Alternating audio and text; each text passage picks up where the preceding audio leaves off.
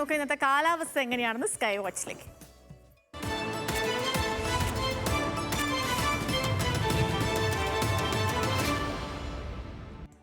നമ്മുടെ സംസ്ഥാനത്ത് ഇന്നും ശക്തമായ മഴയ്ക്ക് സാധ്യതയുണ്ടെന്നാണ് കേന്ദ്ര കാലാവസ്ഥാ വകുപ്പിന്റെ പ്രവചനം. കഴിഞ്ഞ ദിവസങ്ങളിലെ മുന്നറിയിപ്പ് ശരിവയ്ക്കും പോലെ കാലവർഷം അതിശക്തമായി തന്നെ തുടരുകയാണ്. ഇന്നത്തെ കാലാവസ്ഥാ മാപ്പ് നമുക്കൊന്ന് പരിശോധിച്ചാൽ മാപ്പ് വന്നു. 5 ജില്ലകളിൽ യെല്ലോ അലേർട്ട് തുടരും. കാസർഗോഡ്, കണ്ണൂർ, വയനാട്, കോഴിക്കോട്, മലപ്പുറം. വടക്ക് നിന്ന് താഴോട്ടുള്ള 5 ഇടങ്ങളിലാണ് ഇന്നിപ്പോൾ യെല്ലോ അലേർട്ട് നിലനിൽക്കുന്നത്. അടുത്ത 3 മണിക്കൂറിൽ എറണാകുളം, തൃശ്ശൂർ ജില്ലകളിൽ ഓറഞ്ച് അലേർട്ട് പ്രഖ്യാപിച്ചിട്ടുണ്ട്. അപ്പോൾ ഈ ജില്ലകളിലെല്ലാം ശക്തമായ ഒറ്റപ്പെട്ട മഴ ലഭിക്കുമെന്ന് പറയുന്നു. ശക്തമായ മഴയ്ക്കൊപ്പം തന്നെ ഇടിമിന്നലിനും കാറ്റിനും സാധ്യതയുള്ളതുകൊണ്ട് അപകട സാധ്യതകൾ കൂടുതലാണെന്നും കടുത്ത ജാഗ്രത വേണമെന്നും കാലാവസ്ഥാ കേന്ദ്രം മുന്നറിയിപ്പിൽ വ്യക്തമാക്കുന്നുണ്ട്.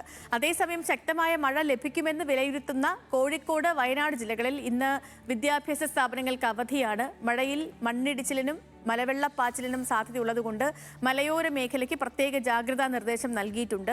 കേന്ദ്ര കാലാവസ്ഥാ റിപ്പോർട്ട് പ്രകാരം നാളെ മുതൽ മഴയുടെ ശക്തി കുറയുമെന്നാണ് വിലയിരുത്തൽ. തീരമേഖലകളിലും കാലവർഷം ശക്തമായി തന്നെ അനുഭവപ്പെടുമെന്നിരിക്കെ ജാഗ്രതാ നിർദ്ദേശങ്ങൾ പുറപ്പെടുവിച്ചിട്ടുണ്ട്. ശക്തമായ തിരക്കും കടലാക്രമണത്തിനുമുള്ള സാധ്യത കണക്കിലെടുത്തുകൊണ്ട് കേരള, കർണാടക, ലക്ഷദ്വീപ് തീരങ്ങളിൽ മത്സ്യബന്ധനത്തിന് വിലക്കും ഏർപ്പെടുത്തി.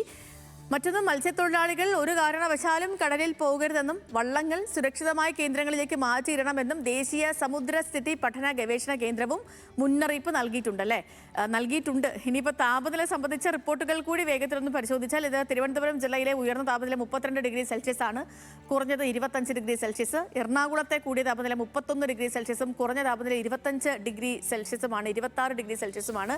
കോഴിക്കോട് ജില്ലയിലെ ഉയർന്ന താപനില 30 ഡിഗ്രി സെൽഷ്യസും കുറഞ്ഞത് 25 ഡിഗ്രി സെൽഷ്യസും. കണ്ണൂരിൽ ഇന്നത്തെ ഉയർന്ന താപനില 30 ഡിഗ്രി സെൽഷ്യസും കുറഞ്ഞ താപനില 23 ഡിഗ്രി സെൽഷ്യസും ആയിരിക്കും. അപ്പോൾ ഇങ്ങനെയാണ് ഇന്നത്തെ മുഴുവൻ കാലാവസ്ഥ വിലയിരുത്തൽ.